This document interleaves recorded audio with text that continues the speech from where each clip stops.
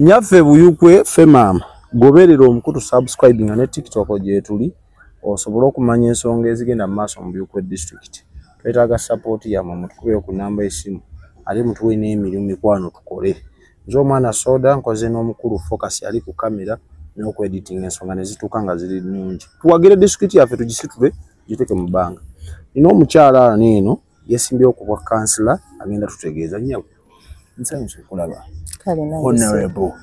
Honorable Anajo. Erinnya Amanya gange nze Anajo Judith Stacy.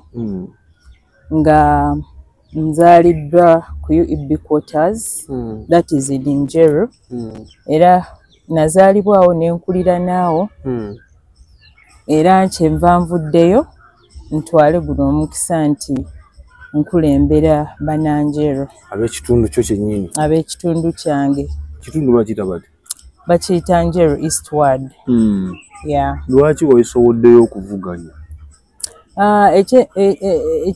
Example to take this, what gave me this motivation is ndozo obukulembeze bubeera buveeri Katonda, obukulembeze buveeri Katonda. So in fact nditwala ebigere bya maama wange cause eno posti eno posti gye ndimu eya LC4 mama wange yagirimu okwo.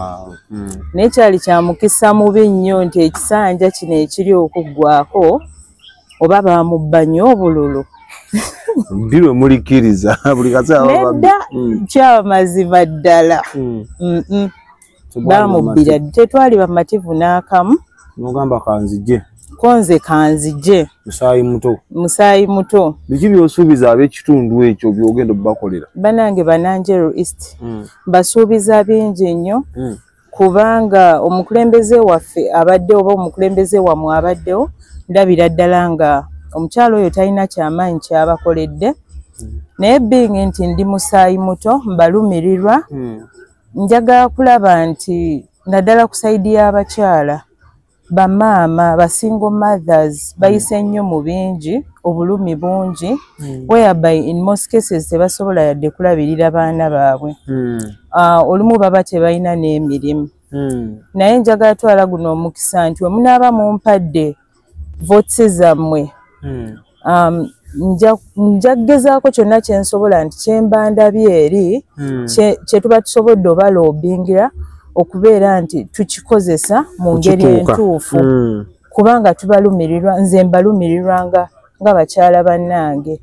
Ndabye nnyo abakyala nga babonaabona babaddewo nga tebalina mirimu, banyigiriziddwa nnyo n'abaami baabwe bataata nga in most cases oyagala omwana we agende mu maaso naye lwakuba tolina busobozi naawe n'otuula butuuzi nga tolina kyakuzzaako.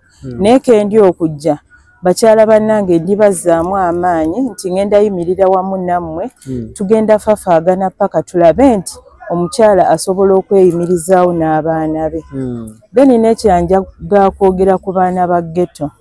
Mulina ne ghetto eno? Tulina abaana wali wansi mikwano gyange nnyo. Bakuba emigere?